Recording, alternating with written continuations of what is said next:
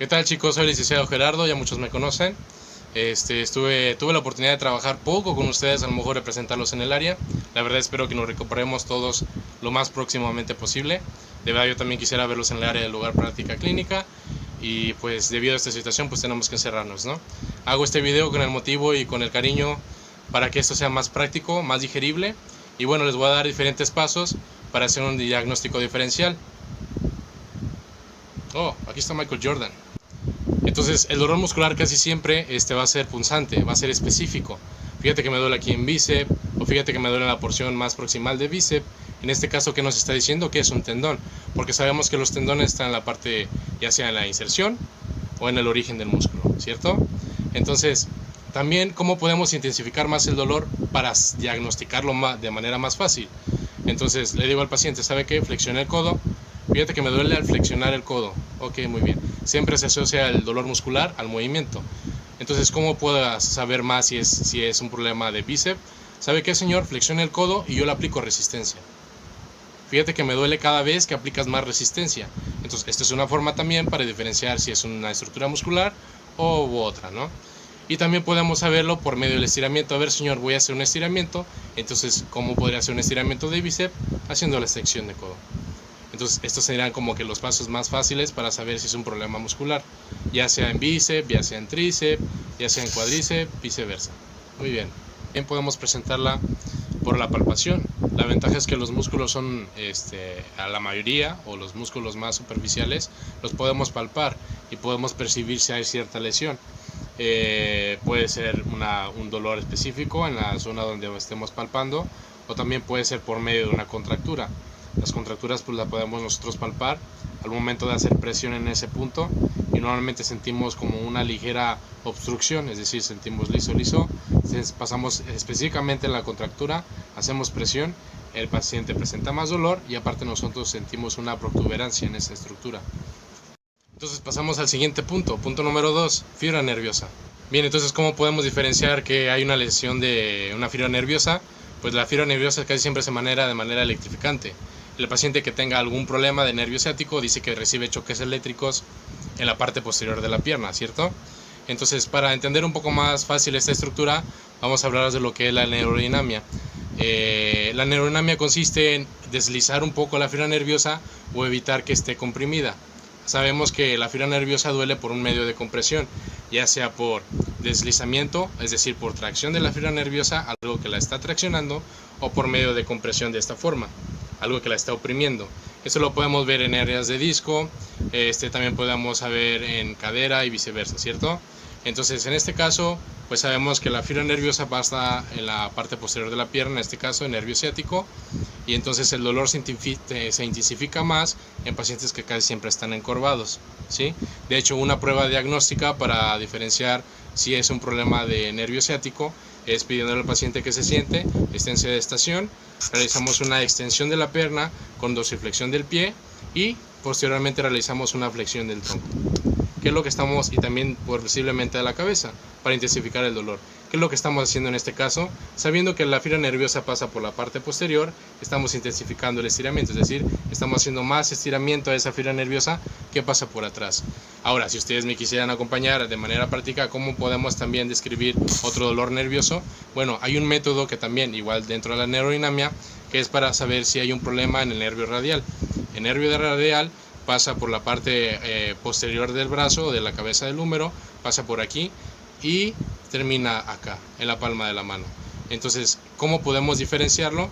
Le decimos al paciente que ponga el brazo de manera supino, con extensión de muñeca, y lateralizamos un poco la cabeza. Hágalo conmigo y verán que ustedes van a presentar un dolor electrificante que se va a irradiar desde el hombro, posiblemente hasta la mano.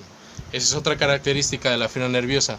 Siempre duele de manera irradiada, no duele específica como el músculo.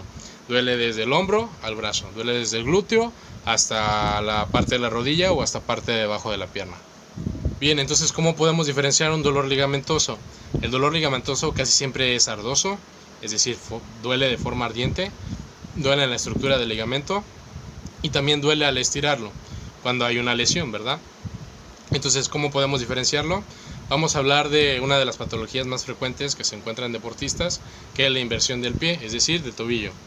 Aquí tenemos el ligamento peroneo astragalino, es una banda que junta el peroné con el astrágalo. Vamos a ver que nosotros al estirarlo, en esguinces de primero y segundo grado, vamos a provocar dolor al momento de estirarlo, al momento de hacer la inversión del pie. Obviamente si yo hiciera una inversión más exagerada, pues lograría un esguince de tercer grado, es decir, lesión completa de la banda que junta el peroné con el astrágalo. En este caso, en lesiones de tercer grado, a veces en algunas articulaciones es conocida como bostezo. ¿Por qué?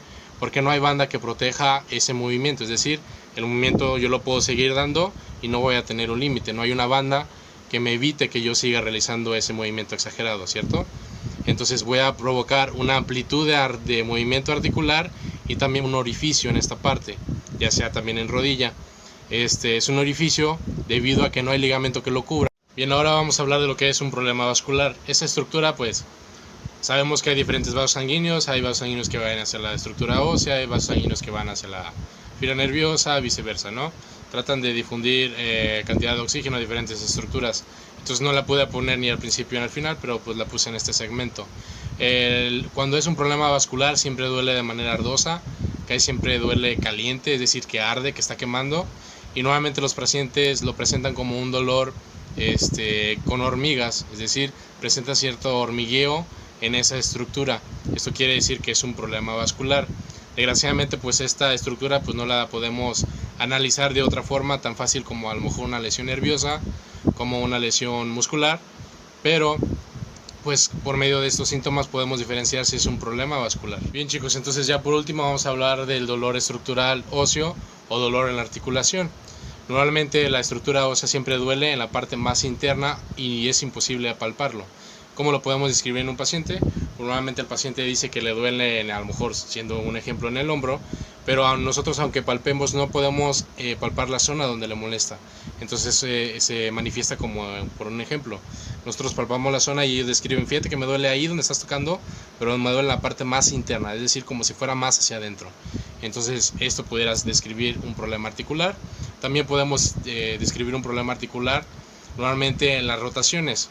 ¿Qué pasa en las rotaciones? Por ejemplo, en la cabeza del húmero cizalla sobre la articulación glenohumeral y la rotación es interna o externa, provoca dolor en estas estructuras.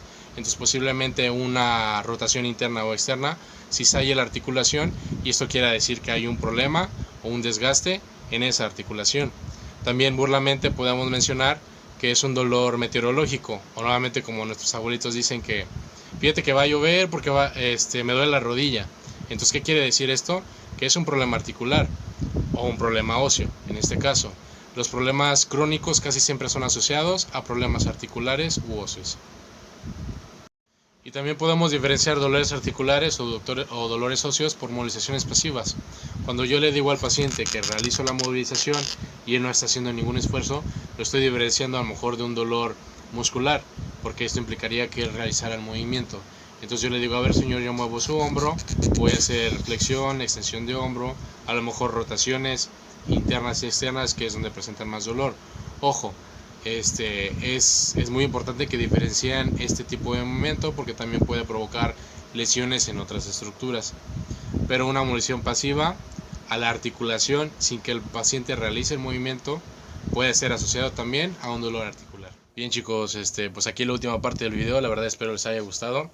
Esto claramente es como un 10% de lo que pues estamos hablando de este tema, ¿no? Lo que es el diagnóstico diferencial. Obviamente nos quedan muchas partes por ver.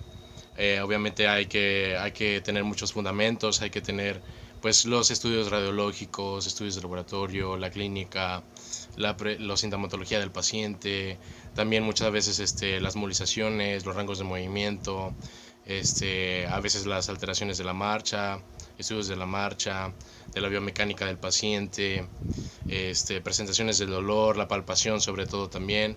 Entonces, bueno, pero pues espero que les haya gustado estas recomendaciones y pues esperando que estemos lo más pronto posible en el lugar de práctica clínica. Bien, pues traté de ser muy general, tratando de que esto sea lo más práctico posible y también lo más entendible, lo más digerible para todos. Espero que estén muy bien, mucha salud para ustedes y para sus familias. Y recuerden que para un tratamiento efectivo siempre es acompañado de un diagnóstico óptimo.